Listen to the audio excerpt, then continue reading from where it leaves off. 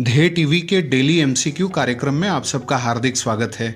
इस कार्यक्रम में हम आईएएस, पीसीएस और अन्य प्रतियोगी परीक्षाओं के बहुविकल्पीय प्रश्नों, उनके उत्तर और उनकी व्याख्या पर चर्चा करते हैं। तो आइए शुरू करते हैं आज का पहला सवाल। निम्नलिखित में से किस राज्य की आदि पहाड़ियों में जलप्रपात यानी कास्केड मेढकों की नई प्रजाति खोजी गई है? ऑप्शंस हैं ए मेघालय, बी सिक्किम, सी नागालैंड या फिर डी अरुणाचल प्रदेश। इसका उत्तर है डी यानी अरुणाचल प्रदेश। अब व्याख्या देखते हैं। जीव वैज्ञानिकों की टीम ने अरुणाचल प्रदेश की आदि पहाड़ियों में मेढक की एक नई प्रजाति की खोज की है। उन्होंने जलप्रपात यानी कास्केड मेढकों की नई प्रजाति का नाम आदि पहाड़ियों के नाम पर आदि जलप्रपात मेढक यानी एमोलोप्स आदिकोला रखा है। जलप्रपात मेढक मुख्य रूप से भूरे रंग का मेढक है और उसका आकार 4 सेंटीमीटर से 7 सेंटीमीटर के बीच है।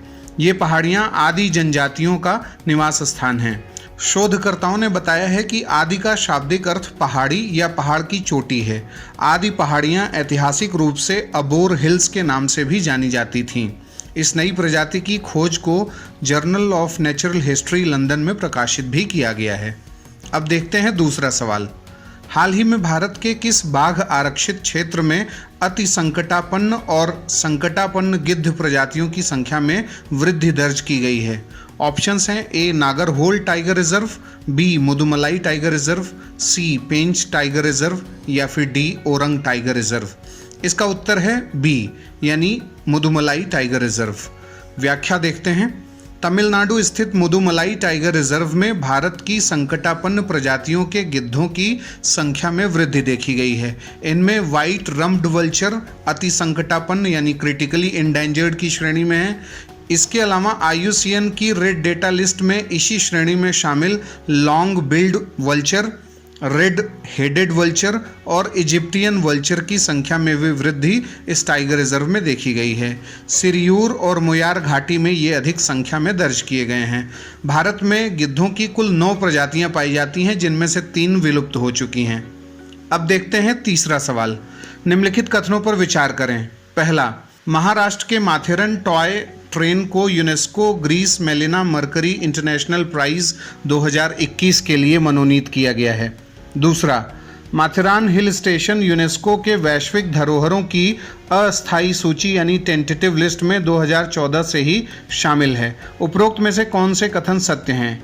ए केवल 1, बी केवल 2, सी 1 और 2 दोनों या फिर डी न तो 1 न ही 2। इसका उत्तर है सी। व्याख्या देखते हैं। माथेरन महाराष्ट्र में स्थित एक छोटा हिल स्टेशन है, लेकिन यह अपनी खूबसूरती से पर्यटकों के आकर्षण का केंद्र बना हुआ है। यह करीब 2650 मीटर की ऊंचाई पर स्थित है।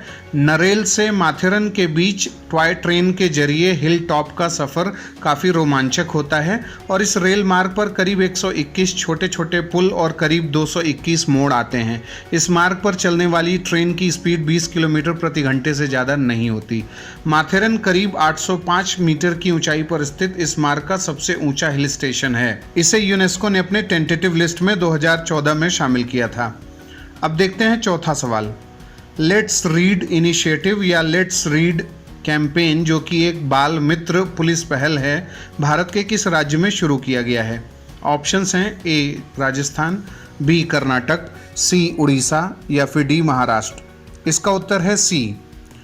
पुलिस स्टेशनों को अधिक से अधिक चाइल्ड फ्रेंडली बनाने के उद्देश्य से भारतीय स्वतंत्रता दिवस के अवसर पर उड़ीसा में लेट्स रीड कैंपेन शुरू किया गया है। ऐसा अभियान शुरू करने वाला उड़ीसा देश का पहला राज्य है और इसे सुंदरगढ़ पुलिस द्वारा शुरू किया गया है।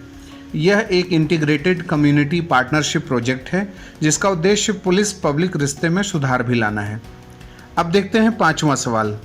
वैश्विक युवा विकास सूचकांक में हाल ही में भारत को कौन सा रैंक मिला है? ऑप्शंस हैं ए 116, बी 120, सी 122 या फिर डी 128। इसका उत्तर है सी। कॉमनवेल्थ सचिवालय द्वारा लंदन में 181 देशों का आकलन करते हुए ग्लोबल यूथ डेवलपमेंट इंडेक्स को जारी किया गया है, जिसमें भारत को 122वां स्थान दिया गया है। युवा विकास की त्रिवार्षिक रैंकिंग ने भारत को 2010 और 2018 के बीच सूचकांक में शीर्ष 5 में शामिल किया है। साथ ही अफगानिस्तान और रूस के साथ शिक्षा और रोजगार जैसे क्षेत्रों में उनके अंकों में औसतन 15.74% की वृद्धि हुई है। 2020 वैश्विक युवा विकास सूचकांक के अनुसार 2010 से 2018 तक शीर्ष 5 सुधारकर्ता देशों में अफगानिस्तान, भारत, रूस, इथोपिया और बुर्किना फासो थे। स्लोवानिया, नॉर्वे, माल्टा और डेनमार्क के बाद सिंगापुर सबसे ऊपर है। चाड, मध्य अफ्रीकी गणराज्य, दक्षिणी सूडान, अफगानिस्तान और नाइजर क्रमशः अंतिम स्थान पर आए। अब हम देखते हैं 6वां सवाल। देश के पहले heart failure research bio bank का उद्घाटन किस राज्य में किया गया है? ऑप्शंस हैं तमिलनाडु, बी केरल, सी कर्नाटक, डी आंध्र प्रदेश। इसका उत्तर है बी। व्याख्या देखते हैं। केरल स्थित Shri Chitra Tirunal institute for medical sciences and technology में देश के पहले heart failure research bio bank का उद्घाटन किया गया है, जो भविष्य के उपचारों के लिए एक गाइड के रूप में रक्त बायोप्सी और नैदानिक डेटा एकत्र करेगा। इसका वर्चुअल उद्घाटन करते हुए स्वास्थ्य अनुसंधान विभाग के सचिव और भारतीय आयुर्विज्ञान अनुसंधान परिषद के महानिदेशक प्रोफेसर बलराम भार्गव ने कहा था कि देश में कोई हार्ट फेलियर बायो बैंक नहीं है और यह भविष्य के उपचारों और प्रौद्योगिकियों का मार्गदर्शन करने में बहुत मदद करेगा। साथ ही यह हार्ट फेलियर के रोगियों को काफ़ी लाभ पहुँचाएगा। बायो बैंक भारतीय बच्चों और वयस्कों में हृदय की बीमारियों और हृदय की विफलता के बारे में अंतर्दृष्टि प्रदान करेगा, जो कि पश्चिमी देशों की तुलना में काफ़ी अलग है। अब देखते हैं 7वां सवाल। ऑपरेशन देवी शक्ति जो सुर्खियों में है, किससे संबंधित है? ऑप्शंस हैं ए मातृत्व मृत्यु दर में सुधार, बी आध्यात्मिक पर्यटन के विकास से, सी अनौपचारिक श्रम बल में महिलाओं की सहभागिता बढ़ाने से, या फिर डी अफगानिस्तान में भारतीयों को तालिबान से बचाने से संबंधित है। इसका उत्तर है डी। अफगानिस्तान पर तालिबान के कब्जे के बाद काबुल से भारतीय नागरिकों और अफगानिस्तान सहयोगियों को हिफाजत के साथ वहां से लाने के भारत के जटिल मिशन का नाम ऑपरेशन देवी शक्ति रखा गया है।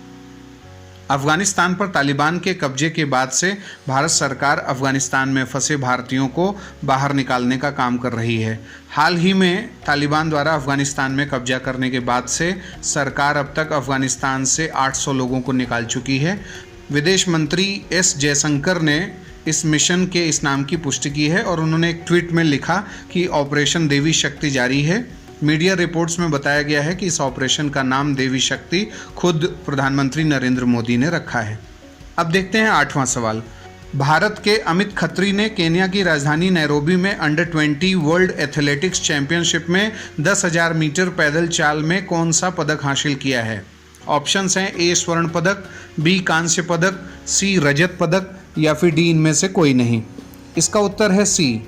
भारत के अमित खत्री ने केन्या की राजधानी नैरोबी में अंडर 20 वर्ल्ड एथलेटिक्स चैंपियनशिप में 10,000 मीटर पैदल चाल में रजत पदक हासिल किया है। अमित खत्री ने यह दूरी 42 मिनट 17.49 सेकेंड में पूरी की, जबकि इस स्पर्धा का स्वर्ण पदक केन्या के हैरिस्टोन वानयोनी ने जीता। इससे पहले अमित ने इस साल 10,000 मीटर पैदल चाल में एक नया राष्ट्रीय अंडर 20 रिकॉर्ड कायम किया था। अब बात करते हैं 9वें सवाल की। निम्नलिखित में से किस दक्षिण भारतीय राज्य के 3 शहरों को हाल ही में वाटर प्लस टैग दिया गया है? ऑप्शंस हैं ए केरल, बी तमिलनाडु, सी कर्नाटक, या फिर डी आंध्र प्रदेश। इसका उत्तर है डी। व्याख्या देखते हैं। स्वच्छ भारत मिशन और स्वच्छ सर्वेक्षण मूल्यांकन के तहत वाटर प्लस टैग दिया जाता है और इसके तहत हाल ही में आंध्र प्रदेश के तिरुपति नगर निगम, विजयवाड़ा नगर निगम और ग्रेटर विशाखापट्टनम नगर निगम को यह सम्मान मिला है। इससे पहले स्वच्छ सर्वेक्षण 2021 के तहत इंदौर पहला शहर था भारत का जिसे 11 अगस्त 2021 को वाटर प्लस टैग दिया गया था। इंदौर 7 सीवरेज उपचार संयंत्रों से लगभग 110 मिलियन लीटर प्रतिदिन उपचारित पानी का यानी ट्रीटेड पानी का उपयोग करता है, जिसके चलते उसे यह टैग दिया गया था। और अब बात करते हैं आज के 10वें और अंतिम सवाल की। एडीबी की नवीनतम रिपोर्ट के अनुसार कोविड-19 ने कितने मिलियन लोगों को निर्धनता रेखा के नीचे ला दिया है? ऑप्शंस हैं ए 20 मिलियन, बी 40 मिलियन, सी 60 मिलियन, या फिर डी 75 से 80 मिलियन। इसका उत्तर है डी। व्याख्या देखते हैं।